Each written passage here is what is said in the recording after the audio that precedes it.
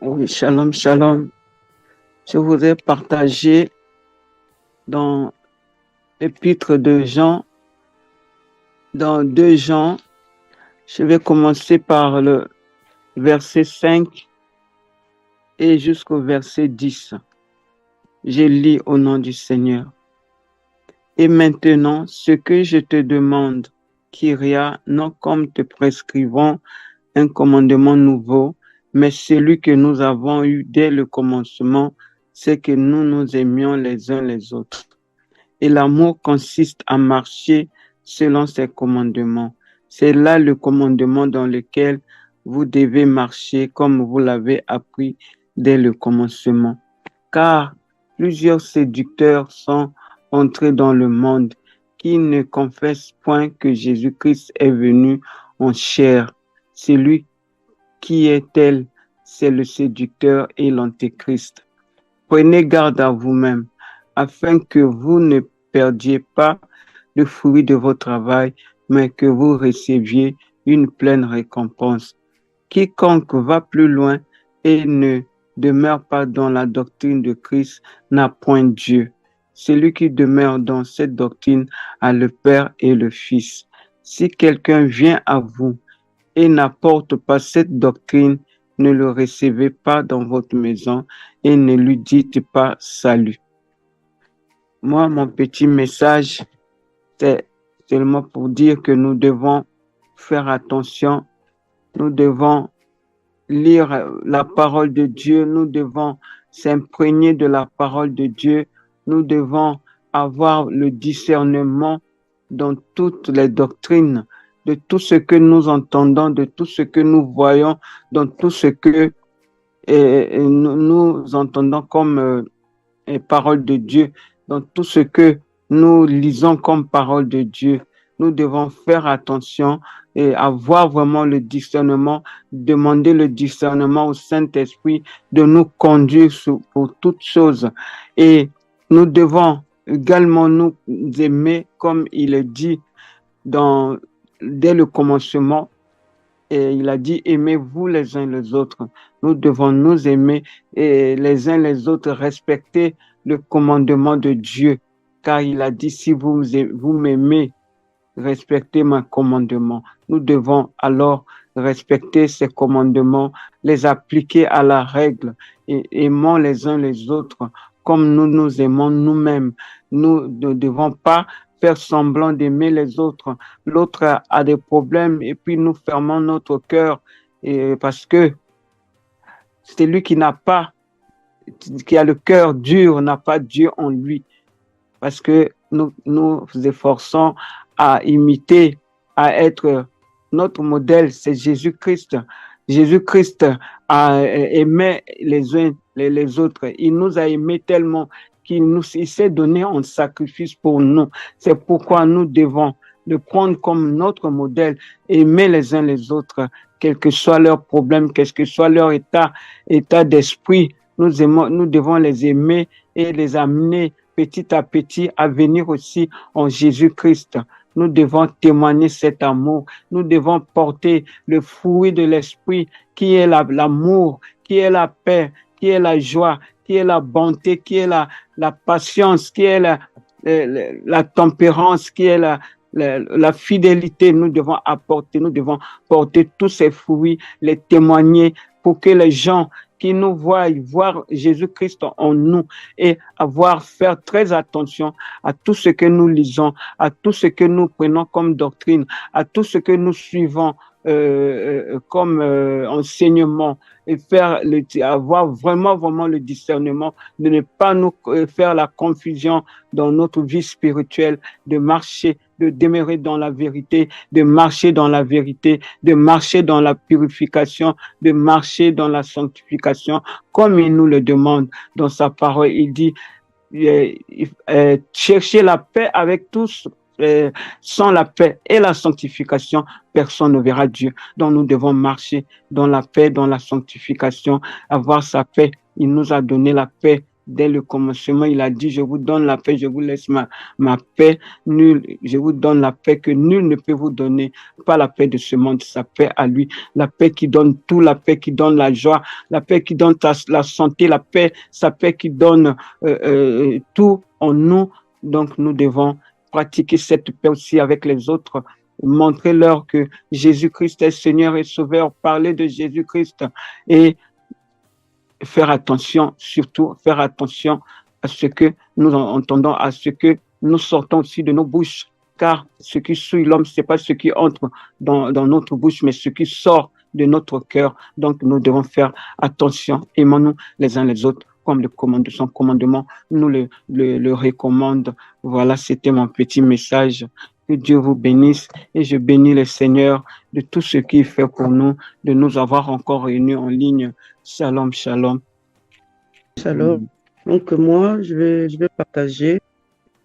partager dans Psaume 18, 3 jusqu'à 5.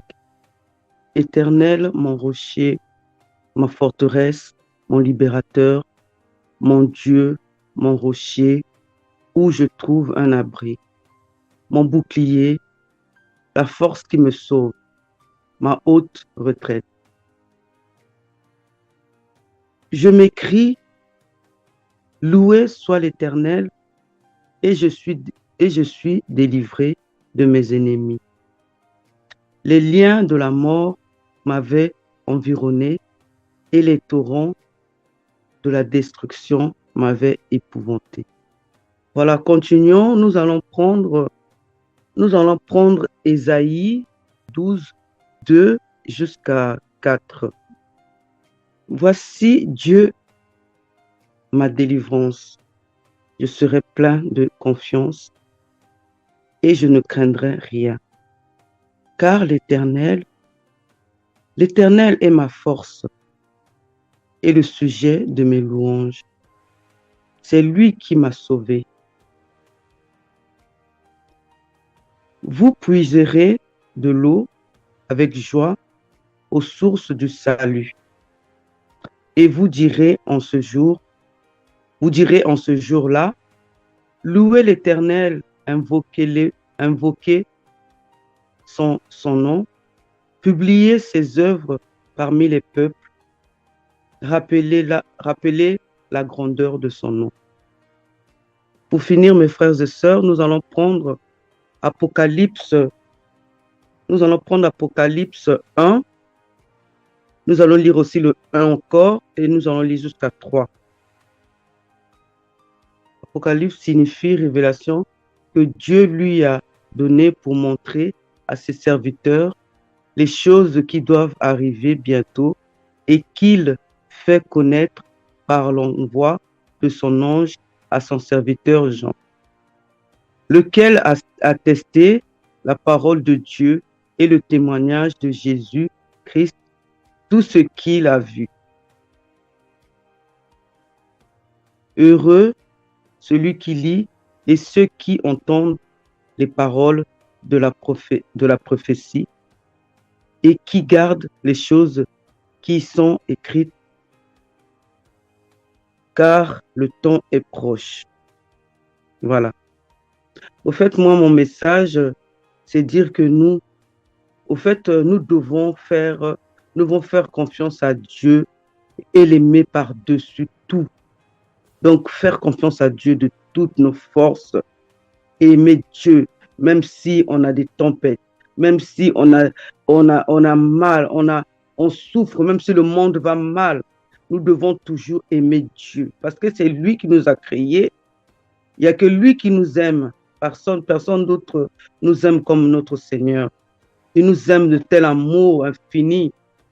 Hein, on est malade, on souffre, on peut aller à l'hôpital, oui, mais c'est lui qui nous guérit. Parfois, on prend des médicaments, ça ne va pas. Hein. Parfois, il y a des gens aussi, ils vont à l'hôpital, on ne voit même pas des maladies. Donc, on peut que lui faire confiance, on peut que lui parler, on peut que lui servir, on peut que vraiment être heureux avec lui, heureux parce qu'on a une vie, on a une bonne vie. on peut pas détester les autres, on ne peut pas être rancune, on ne peut pas avoir un mauvais cœur, parce que nous avons notre Seigneur, il nous aime. Lui, notre Seigneur n'est pas méchant, mais comment ça se fait qu'il y en a parfois, il y en a parfois, euh, on te parle, même dans la famille, hein, on te parle, vous êtes, juste un petit mot, hein, on te demande des nouvelles, on est là, on te parle, tu es méchant, tu réponds mal, mais non, on peut pas être méchant comme ça, hein. Des fois aussi, on a des soucis dans la famille aussi, on demande de l'aide, on cotise, il y a, il y a, il y a, il y a, il y a, il y a un veillé, tu n'es pas là, tu n'appelles pas, tu es dans ton coin, hein. Tu as ton papa en Afrique aussi, il a des soucis, on veut cotiser, on veut vraiment, nous tous dans la famille, on veut aider, mais tu n'es pas là. À quoi sert, hein? Et tu dis que tu es chrétien. Non, chrétien n'est pas là. Chrétien, c'est pas ça. Nous devons vraiment servir notre Seigneur. Notre Seigneur, il a un bon cœur. Il a un bon cœur. Il est merveilleux, notre Seigneur. Non, c'est pour dire, c'est pour dire vraiment que mon message, c'est pour montrer vraiment, si nous servons notre Seigneur, nous devons se faire confiance à notre Dieu, parce que lui, il est Dieu.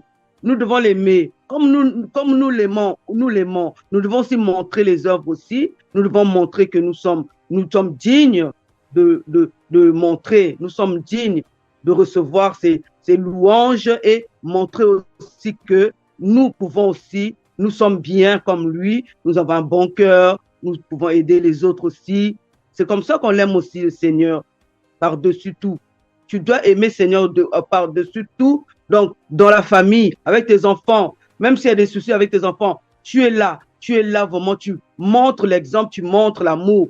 Hein? Je vais t'aider, je veux être solidaire, je veux vraiment t'aider. Mon fils, tu as un souci, viens, on va en parler, on va prier. On va prier sans cesse. On va prier dans la famille, on va prier. Il y a des soucis, on va prier. Notre Seigneur est comme ça.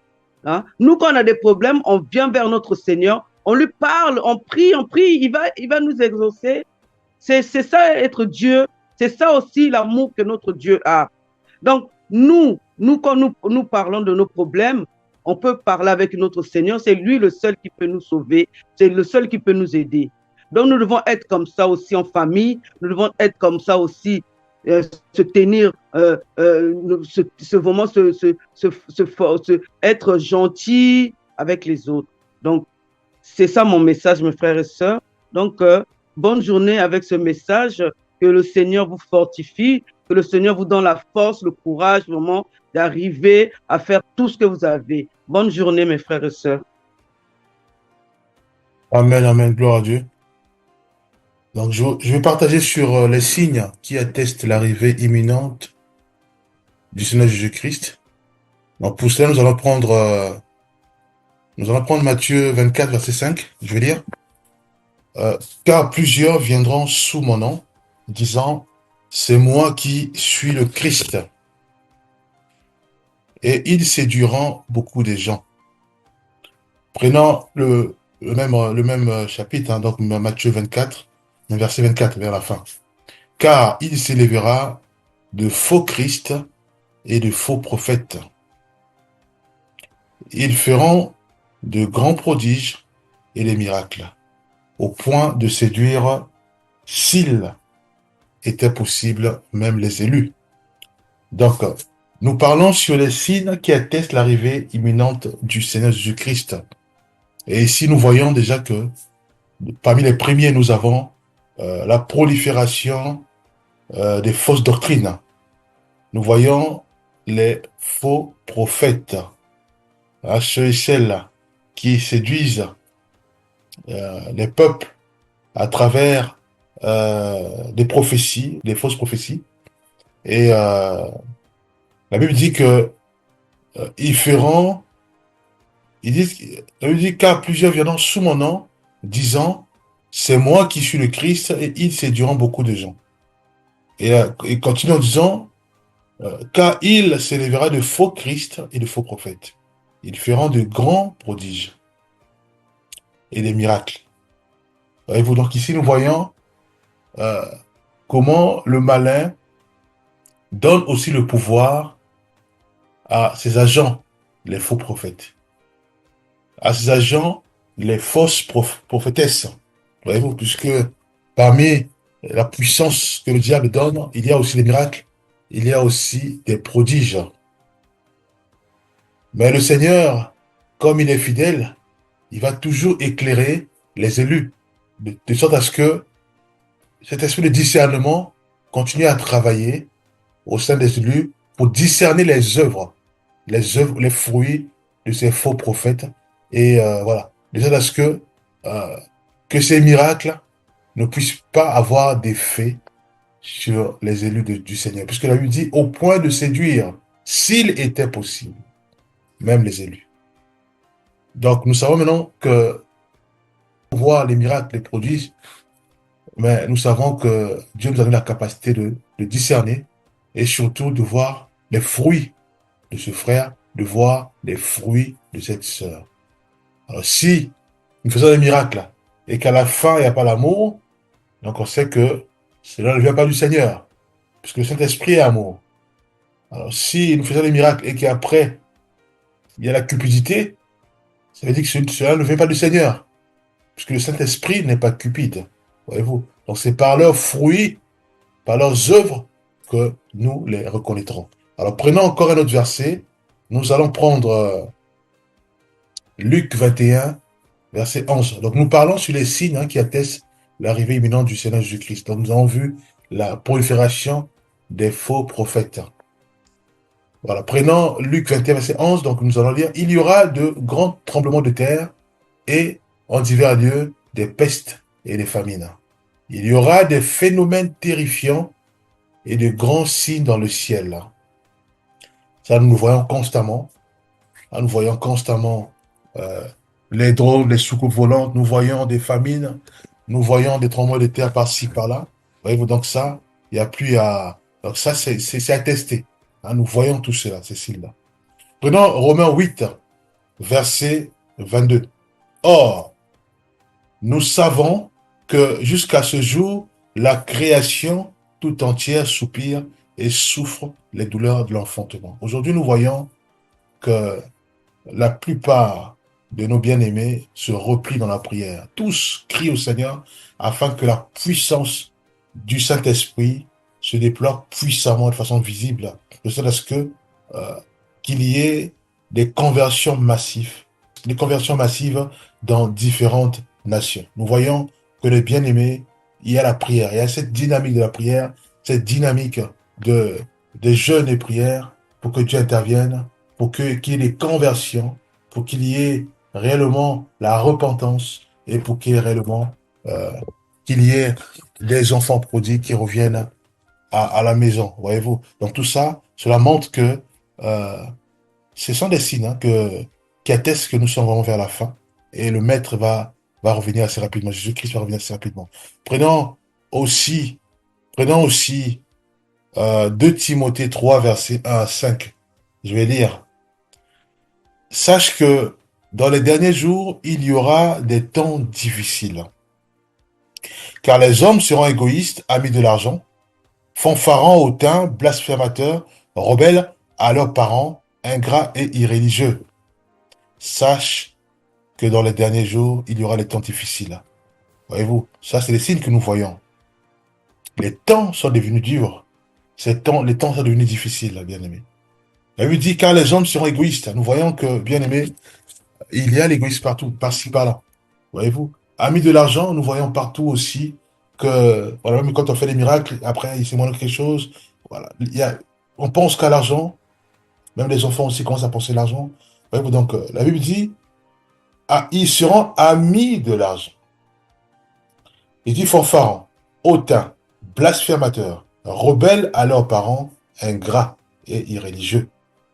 Donc tout ça atteste que le Seigneur est à la porte. Jésus-Christ est à la porte. C'est les signes, bien-aimés. Mais que nous voyons déjà à notre époque. Tout ça, nous voyons cela déjà. Nous voyons que les enfants deviennent rebelles à leurs parents. Ça, c'est des choses c'est du concret que nous voyons. Voyez-vous, prenons Matthieu 24 encore, verset 12, où il est dit, et parce que l'iniquité se sera accru, l'amour du plus grand nombre se refroidira. Voyez-vous? Donc c'est l'effet collectif, le fait que partout nous voyons que les tensions, partout nous voyons que le mal, partout nous voyons que les guerres, à ce moment-là, cela affecte les nations.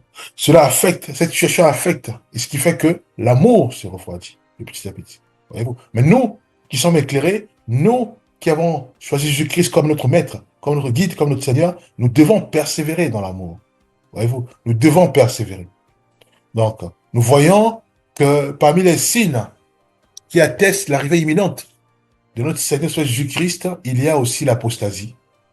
Voyez-vous? Et il y a aussi l'iniquité, donc la montée du péché, donc l'accumulation du péché.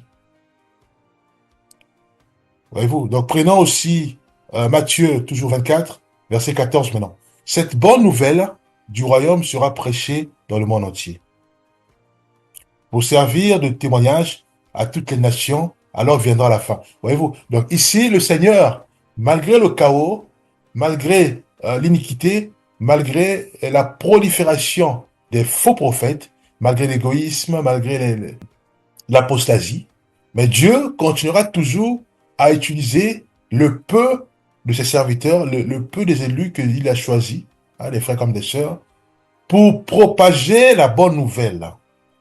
La Bible dit, cette bonne nouvelle du royaume sera prêchée dans le monde entier. Donc Dieu passera par des bien-aimés pour saisir des nations, de sorte à ce que l'évangile de Dieu, la parole de Christ, soit puissamment sémée au sein des nations. Et une fois cette parole prêchée dans les nations, donc les peuples des nations connaîtront bien sûr la parole de Dieu. À ce moment-là, Dieu dit, alors viendra la fin. C'est quand la parole est annoncée au sein des nations. Quand la parole est annoncée au sein de nos quartiers, au sein de nos communes, au sein de nos maisons, à ce moment-là, Dieu dit, c'est Dieu qui jauge, c'est Dieu qui voit, et c'est Dieu qui observe le monde entier, et il observe la progression de l'évangélisation, bien aimé. Et une fois que chaque maison, chaque famille,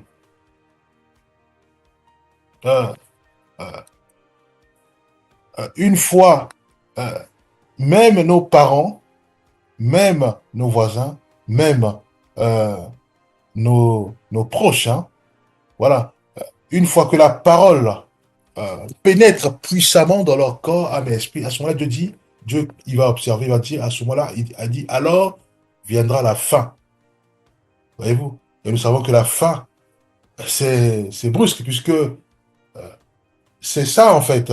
Dès que la parole, dès que le quota est atteint, à ce moment-là, c'est la fin. Mais nous, on n'a pas la date du quota. C'est Dieu qui voit, qui observe. Voyez-vous? Donc la fin va venir de façon brutale, inattendue. L'arrivée imminente de notre Seigneur Jésus-Christ. Prenons Marc 13, verset 10. Il faut premièrement que la bonne nouvelle soit prêchée à toutes les nations. Voyez-vous la condition? Il faut premièrement que la bonne nouvelle soit prêchée à toutes les nations. Donc Dieu insiste sur ça. Prenons la réconciliation. Puisque nous savons tous que... Prenons comme Ézéchiel 37, versets 21 à 22. Ainsi parle l'Éternel, voici, je prendrai les enfants d'Israël du milieu des nations, où ils seront allés, je les rassemblerai de toutes parts, et je les rends. Pareil, on va confirmer encore ce verset dans Luc 21, 24. Jérusalem sera foulée aux pieds par les nations, jusqu'à ce que les temps des nations soient accomplis. Ça aussi, c'est accompli. Prenons Joël 2, versets 30 à 31. J'ai plus le temps. Je ferai paraître des prodiges dans les cieux et sur la terre, du sang, du feu et des colonnes de feu. Le soleil se changera en ténèbres et la lune en sang avant l'arrivée du jour de l'Éternel, grand et redoutable. Voyez-vous les signes? Dieu dit, le soleil se changera en ténèbres et la lune en sang.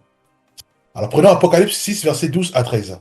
Il y aura un grand tremblement de terre, le soleil devint noir comme un sac de crin. La lune entière devint comme du sang et les étoiles du ciel tombèrent sur la terre. Voyez-vous, donc, voyez-vous les signes imminents de l'arrivée de notre Seigneur Jésus-Christ. Après, nous devons réaliser que nous devons être prêts. Nous devons être prêts, puisque nous ne sommes pas l'heure ni le jour, voyez-vous, mais nous devons être prêts. En quoi faisons? En nous imbibant de la parole de Dieu. Donc nous devons lire concernant la parole de Dieu, pour connaître la pensée de Dieu. Nous devons prier, jeûner et prier, pour être toujours en connexion avec le Saint-Esprit, parce que c'est lui qui nous aide, c'est lui qui nous inspire, c'est lui qui nous rappelle que nous avons péché, et c'est lui aussi qui nous rappelle de prier parce que nous avons péché, et qui nous donne demander pardon au Seigneur. C'est lui aussi qui nous aide à prier conformément à la volonté de Dieu. Voyez-vous? Donc nous devons être prêts. Prêts dans notre manière de faire, notre manière de vivre, notre manière de nous comporter envers des frères et sœurs, envers nos prochains. Voyez-vous? Dans l'amour, dans la joie, dans le partage de pain. Voilà. Dieu nous appelle à être prêts. Les signes sont là et nous savons que il y a d'abord l'arrivée de Jésus-Christ. Donc il va juste s'arrêter au niveau des airs. Ça s'appelle l'enlèvement. Donc nous, on va le rejoindre là-bas. Et il y a aussi il va encore revenir encore une seconde fois, mais là, par contre, il va se poser sur le mont de l'Olivier. Alors, il y a des signes, donc les signes, c'est vrai que ça s'est mélangé un peu, mais nous savons que euh, sur ce qui est euh, important, tout ce qui est tombement de terre, tout ce qui est l'évangile, ce qui est l'apostasie, l'iniquité, tout ça, on les voit. Donc, c'est vraiment des grands signes qui montrent que le Seigneur Jésus-Christ est à la porte. Voilà, donc nous allons prier, Père, nous remettons entre ta main nos vies. Nous te rendons grâce parce que tu nous as encore rappelé, Père Céleste, euh, euh, ta parole sur l'arrivée de Christ Jésus à travers notre sœur Mathurine. Nous te bénissons aussi pour notre sœur Tyrell. Béni sois-tu, Père, pour ma vie. Aide-nous maintenant, Père Céleste, à garder tout cela et à mettre tout cela en pratique. Aide chacun de nos Pères Célestes à nous connecter à ton Esprit Saint et aussi à être sensible à ton Esprit Saint. Père, merci pour tout Christ. Nous avons ainsi prié. Amen.